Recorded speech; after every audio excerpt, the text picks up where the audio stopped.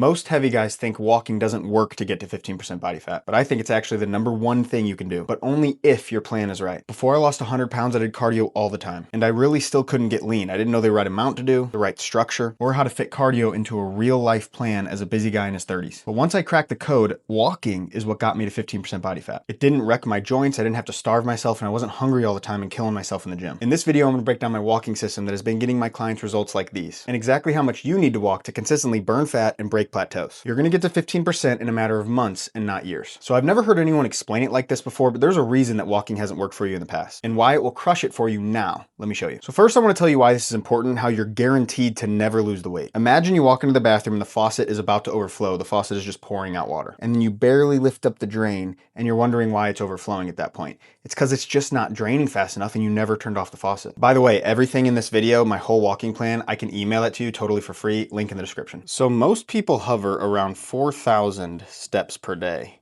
City walkers bring that average up to 5,000 because they actually walk a lot more than that.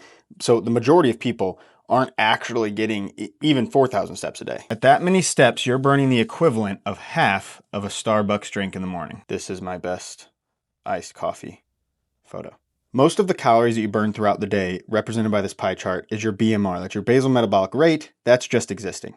Roughly this much is NEAT, non-exercise activity thermogenesis. And of that, a huge chunk of it is your steps. This over here is exercise, and this right here is going to be the thermic effect of food. This is eating more protein and stuff, which we'll get into, and I have other videos on it, but we're really focused on the steps.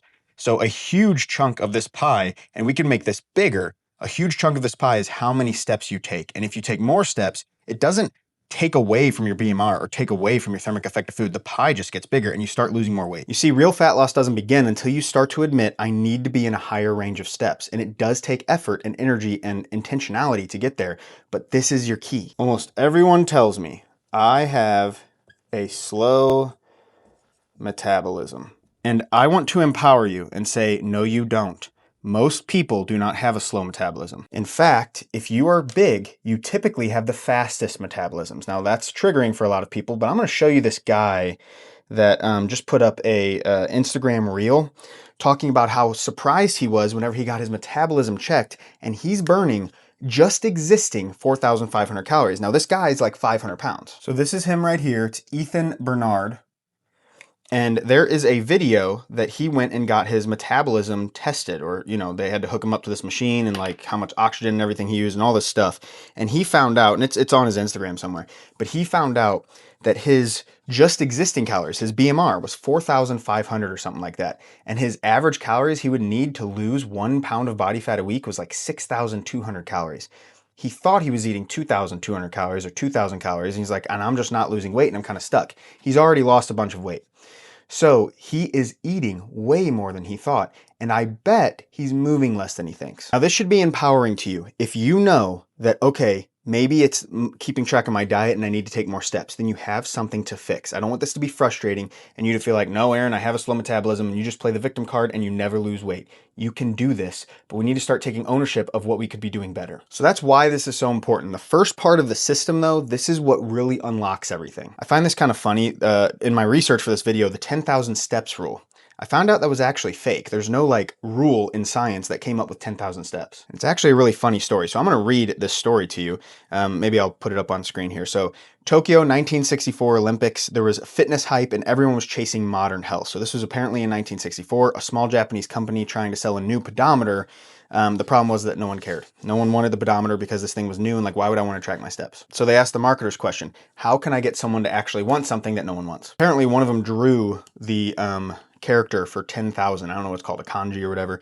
And someone said, it kind of looks like a walking guy. And it does. Now, I'm not sure if that part of the story is true, but it does kind of look like a walking guy. And they said, you know, that's it. We're going to make this the 10,000 step meter. It was called Manpo Kai, the 10,000 step meter. The reason this is funny is that by pure luck, 8 to 12,000 steps, so right in the middle, 10,000, actually does appear to be very health benefiting, but there was no reason for it before. They just chose something that looked like a guy that was walking in a Japanese character. The reason 8 to 10,000 steps is so important is because this appears to be the most that you can do with your hunger staying low. It's where weight loss really starts to happen. And it's where regain tends to drop. And what I mean by that is that people who live that type of lifestyle, they struggle to regain because they're moving enough that it's hard to out-eat that. Trust me, it's totally possible. I'm just saying it's harder. So the next thing I'm about to show you is what heavy guys say changes everything. It unlocks a new level of progress that most people never reach. So this comes from my experience working with really heavy guys. And whenever they start walking more, they're just like, dude, the fat is melting off. That is because your weight right now, if you're heavy and a viewer of this channel, typically I try to attract someone that's really heavy and feels like they have no hope. So if you are that person, then this is your superpower. And I promise this again should be very encouraging that, hey, if I have this weight, I may as well use it. So let me draw for you again. All right, so this is calories per step, and this is your body weight. This is probably like your average guy. And then if you're heavy, it starts to go like this, where you burn a ton of calories for each step. Now, it's not like a ton, like literally for each step. It's probably like half a calorie more or something like that. But whenever you take thousands of steps a day, this adds up like crazy. So if this is you, you're in luck. Walking is not a beginner option. It's not something you do when you're a beginner or you're new or hey, it's a lesser form of doing this. When you're heavy, this is the cheat code. So the next part of my system is my level up system. It's what takes your steps from just steps to something a lot more that helps you through those plateaus because you're going to hit those. You know how in a video game you level up and it starts to feel like cheating, especially if you go back to the earlier zones. It's a lot of fun wielding that kind of power. You go back to bosses that you used to struggle with and you literally just toy with them. That's this system. Not only does it get easier, but you start to dominate the boss, which in this case is your body fat. So here's how it works. Once again to the board. So you start with these settings. This is going to be for the treadmill. You can apply this to so many things, but I find most people enjoy the treadmill. But you pick something. On the treadmill, I'm going to say 3 miles per hour at 3% incline for 30 minutes. I just like to start with threes. But if it's a bike, you could do like level, 3 at 33 RPMs for 30 minutes, or pick something, just something, it doesn't matter. In 2 to 4 weeks, you increase that incline to 3.5% or 4%, whatever your treadmill does. You repeat this every 2 to 4 weeks. If you skip forward a year, you're going to be at like 7% or 8% or 10% or whatever. You're going to be a lot higher. And in that same amount of time, 30 minutes, 3 miles an hour, it's not like you're necessarily working longer or harder. Yes, you're working harder as you're walking uphill, but you're also more fit.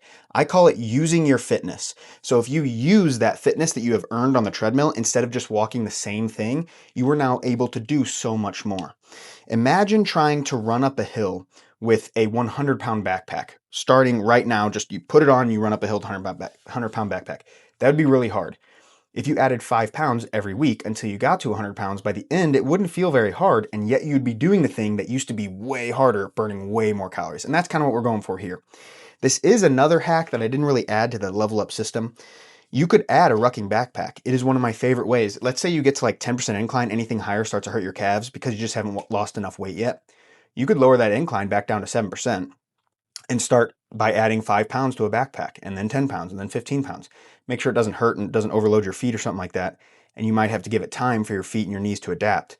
But this is another way of leveling up. The power here is that I don't want a person to think that they have to walk more or they have to give more of their life in terms of time, because I know that we all have only so much time to give. If you're a father, if you're a husband, if you have a job, or all three of those things, you only have so much time to give to this. So I don't want you to think you have to just endlessly continue to walk. This works for everyone. You might have to build up to it, but it works for everyone. Now, earlier in the video, I talked about diet as well. Walking alone is not going to erase a horrible diet, which is exactly what I explained in this video, what I wish I knew before losing 80 pounds. Go check that out next.